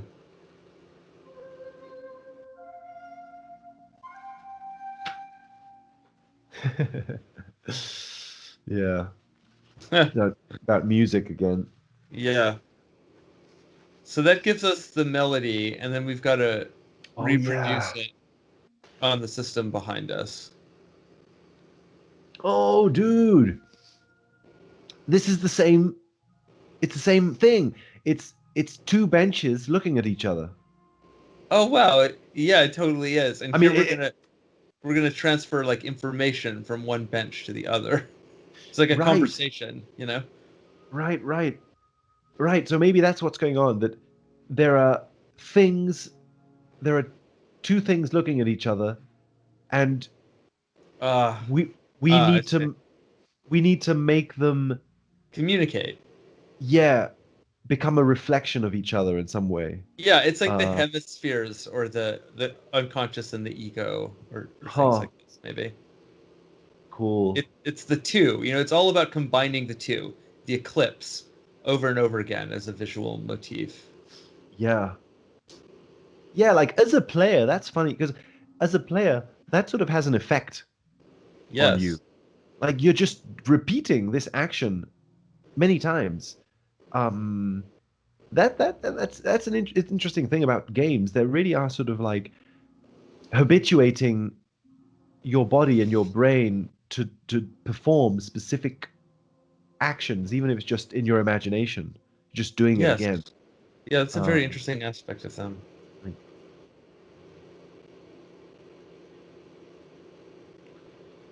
I love that's amazing. Like the idea that sound is created by water.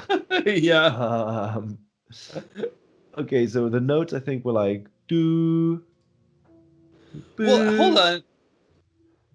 Let's see. Yep. Oh, I was just gonna say that's quite interesting as well because we have the melody is played on a flute, and then here we Mm. have the melody played on water.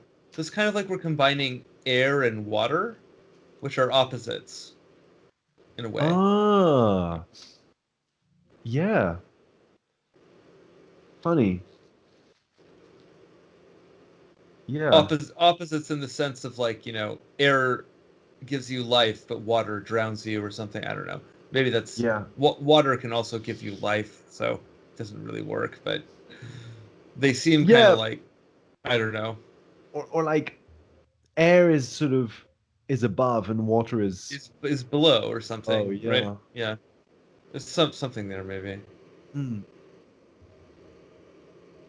I can't hear the notes that thing is making well enough, so you've got to solve this all on your own, Okay. buddy. Do, do, do, do. Okay.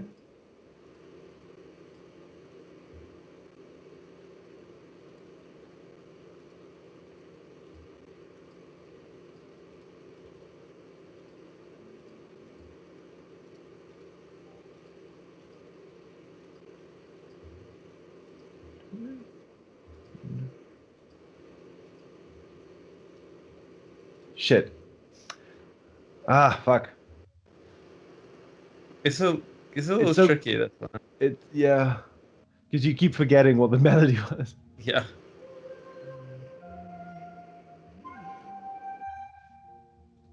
Okay.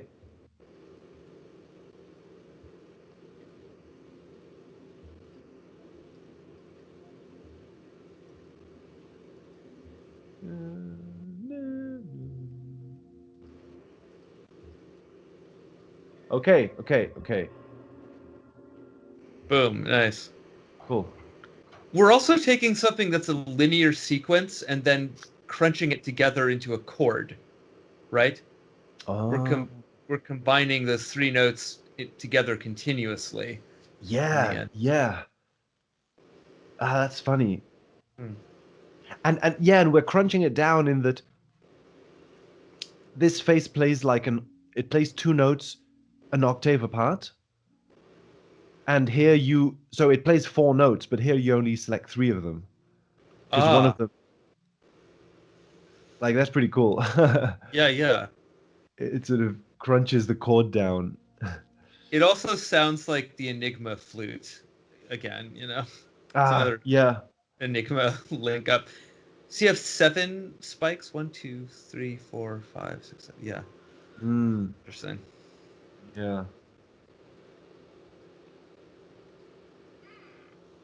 Oh, yeah. One of these doors was not good, I think. Yeah, actually, okay. I remember there were places in this game where you could die, if I Yes, remember correctly. that is in fact true. You should save the game periodically. Okay, I'll save the game. Let's see. There's not a ton of those places. The game is relatively safe, but Mm, it can kill you occasionally. So yeah. let's see if I can remember how to do this. Control S maybe. Yeah, that's probably it. Yeah. Cool.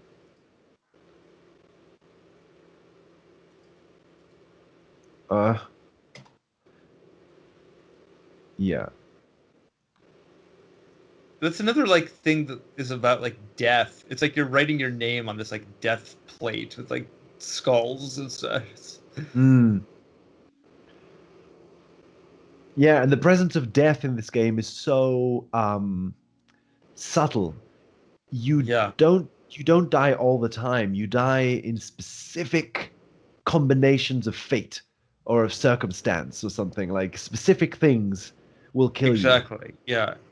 It's kind of funny. Yeah.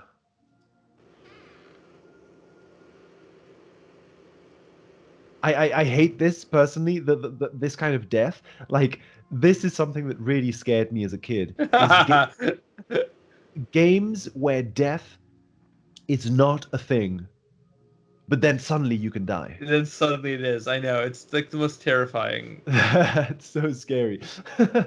So funny. Oh shit. Yeah. Cool. Love the colors. Too. Let's see. Yeah, what a cool room. Oh shit. Okay. I'm just gonna look around before I sit there. Yeah, yeah. Oh yeah. 1,000,000 BE. So these are periods of time. It's an image of a visualization of some particular period of history. Yes. Dude, see, this is another of the weird ways in which this game links up with Myst, because clearly what you're going to do here, as far as I remember, is you're going to sit in this chair, right? Yeah. And this is going to give you like access to the paintings in some way, Yeah. or you're going. So, what you're looking at are different ages, like they're different periods in time. Yes, exactly. But then, so but then at the same time, the game is about planets in some way. Yes. And I wonder if this was something that was in the spirit of the times in the 90s at that time, because in Myst, there is also this weird, like, planetarium room where you can turn the lights off and you see this big, like, starry sky above you, and you're sitting. Yeah. Yeah. And Myst also combines weirdly this idea of looking at the stars, looking at the sky, but also traveling in space and this weird like and time possibly. Yeah, like it's almost like the 90s were like there was this weird thing about astrology maybe in I don't know, in these games. This really is so similar to the Myst planetarium thing, because what you're doing in there is you're entering dates into the star viewer to see what the sky looked like at particular moments in time. And what this room does is, as you rotate around the chair, it moves you forwards and backwards in time. These are paintings. Oh, These are paintings of like this location, like where the temple is at these different moments in time. And so okay. it's as if this chamber is like scrubbing the temple through the past and the future. Yeah, that's amazing. That's so cool. And then one of the paintings is literally a window into Yes. like So that's going to be that's the current time, you know. So we're in, as far as we know, present day, whatever that means. But if you do a yeah. complete rotation through the chair there, Aha. you'll hear like a little sound effect, and then it'll switch to another time zone out there. Aha. Okay. Oh shit. Oh, Uh-huh. okay. Oh fuck. Whoa. Isn't that trippy? What a cool idea. Whoa. That's so cool. And it doesn't even warn you much. Like that's really cool. No, yeah. I love Wow. that computer looking landscape out there. It's like, so great. Yeah. Wow. Ah, that's so strange. Oh, that's so strange because it also evokes like the computer because you in both Myst and this game, whenever you sit on a chair, just like to solve stuff like this, it's like this is what we're doing.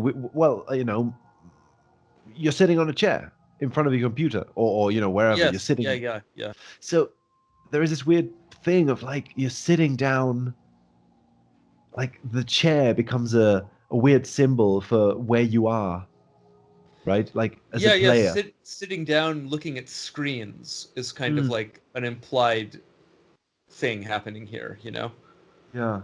It's paintings and windows, but yeah, I see what you mean. It becomes like a little computer use metaphor here. Mm. Okay. Okay. Right. So I can actually exit the. Oh shit. Uh. Okay. So I can't make that stick kind of thing. Uh. Can can I go here? No. And it's an hourglass. Oh, it's an hourglass. Shit. Yeah. Ah. Okay. Yeesh. This game is so weird. Like, who is So cool. making this? It's fun. Right. Um, If we continue to play with the chair, I think we can solve one of the alchemist puzzles here in this room. oh, okay. Okay. Just rotate around a few times and see what different things exist in the different Oh, time I zones. see okay. I hadn't thought of doing that. Oh, uh, that might be the farthest we can go into the past or future or something. oh, Spin I'll the go other way. spin the other way, yeah. I'll spin the other way. Whoa! Aha. So this is a period in time where the temple's under construction. Wow. We can look at the bowl, but can't do anything with it. So okay, we grabbed the saw though. That's Yeah. useful. Whoa. Okay, so that's an era where it's very hot.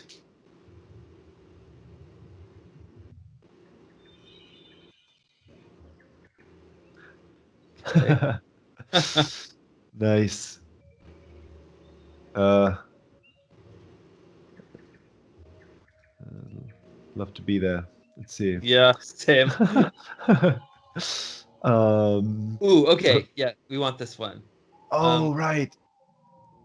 Use Okay. use the saw on the icicle. Yeah. Oh, right. Oh shit. Okay, I see what you Do mean. you know? Do you know? Do you know what to do now? I think so. Yeah. Yeah. Cool.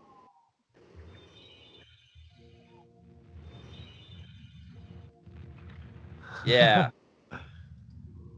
There. So okay. Yeah, we made water. So we can feed Sophia her water now. Mm. I love that we just hard cut into this insane out of body experience, like floating back down into the temple. Wow, right. Okay. I thought it was going to be like just some animation. That's funny how the game blurs the line between like it's showing you a cutscene of the temple, but no, actually the you are that perspective. Like Yeah, you're floating through it like literally somehow. okay, water goes to let's see. Here, I guess.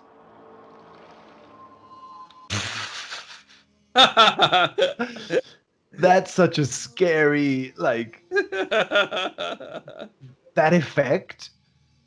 Like it pours the water and it does this whoa kind Yeah, of it's so whoa. scary. Uh,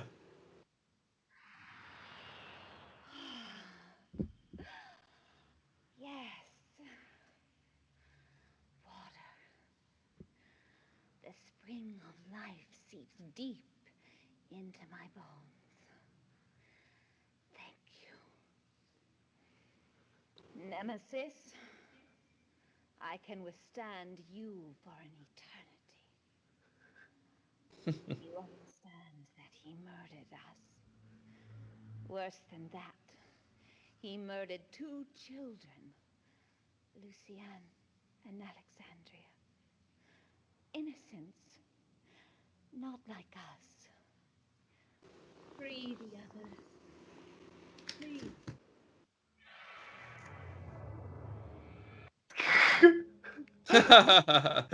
That's so amazing. That effect. it's so Um, cool. So you can really see uh, like the mist influence here, you know. It's similar to the brothers in the books, you know, that mm, are begging you to bring them the pages. yeah. These are begging you to bring the elements. Mm, yeah. So she mentioned that Luciana and Alexandra are innocents. That's pretty cool. I didn't remember that. Hmm. Yeah. Right. So it evokes a sort of sacrifice idea too, that like two Aha, yes. souls have been sacrificed for this. Um, oof. I have so much to say about this. I Hmm. love I love this sort of acting. Me too. It's just I perfect. I love this sort of acting because it's a kind of acting that you only get in games, almost, Hmm. because she's not interacting with anyone. So it's Exactly, yeah. It's all monologue, you know. It's basically weird monologue form. mm, it's it's a weird monologue form that's aimed directly at the viewer Yes. Yeah. as a very and you know, and it's that's so weirdly eerily intimate. Yes, well, it's like a ghost because you can't talk back to it, you know? It Mm, just kind of it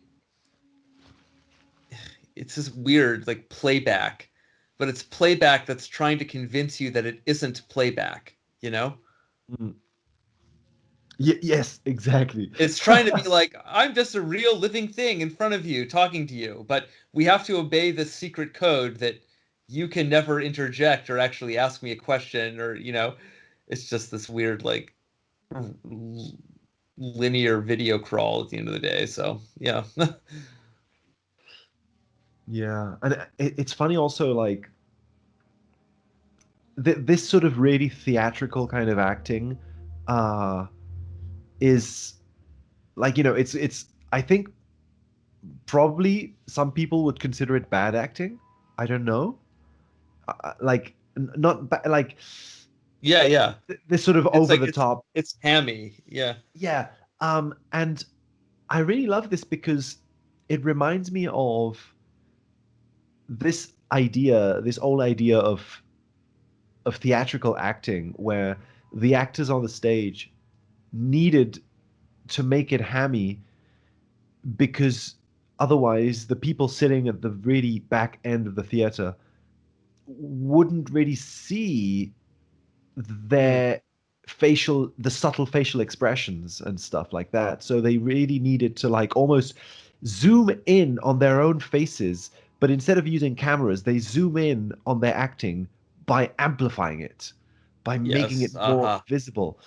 And I love that this era of 90s games often uses this sort of acting because it evokes the theater in some way, but you're sitting right in front of it, so they don't need to speak that sort of clearly. They don't really need to vocalize that much, or sort of or make such big facial expressions to show emotion and really make it really clear what emotion they're feeling.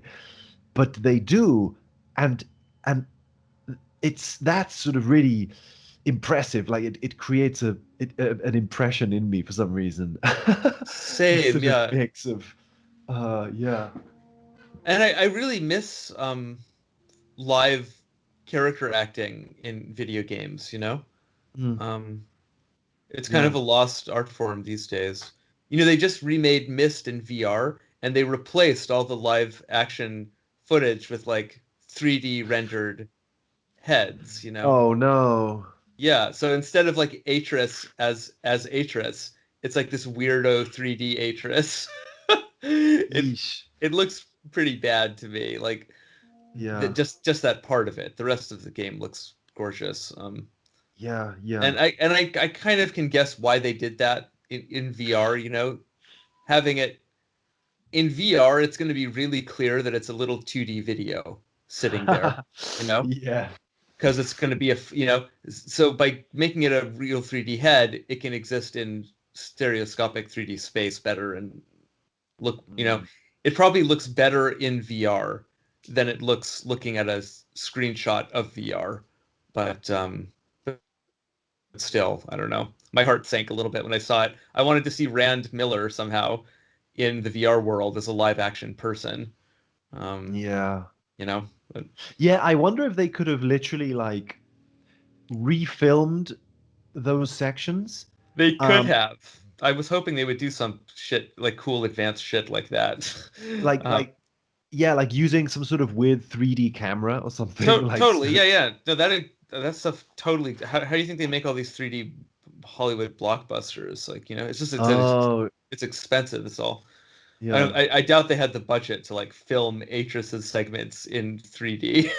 If only. But Yeah. I wish they had done. I don't think But it's even that expensive anymore. Actually, I'm sure you can just do it mm, like a couple cameras or something. Like, you can probably make your own little 3D rig for not too much, but they just probably determined it wasn't worth it for these like few little moments. You know, I don't know. yeah. Well, I really like this sort of acting, like and it's funny, like I genuinely like it. Like there's just sort of something about it that conveys emotion in ways Yes. that realistic acting doesn't. Yes. Uh, yeah, and so I'm really happy when this happens. Yeah, Me too. in I games. love it. Uh, cool. I'm okay. Yeah. I'm thinking that this is a good place to stop it. Yeah. I think so too. uh cool. Good. Because I feel like I don't have enough energy to do a long chunk of this after this. Agreed. Yeah. So yeah. Anyway, we can sort of just, I guess, stop it here and continue chatting or something. Yeah. Yeah. Do you want to just keep talking for a while or something? Yeah. Yeah. Great. Cool. Okay. Well, that concludes this episode slash adventure of Screen Dreams. Yes. um, Cool. Thank Tune you. in next time if there is a next time, and we'll explore more of the temple. Yes. See you. Bye bye. Um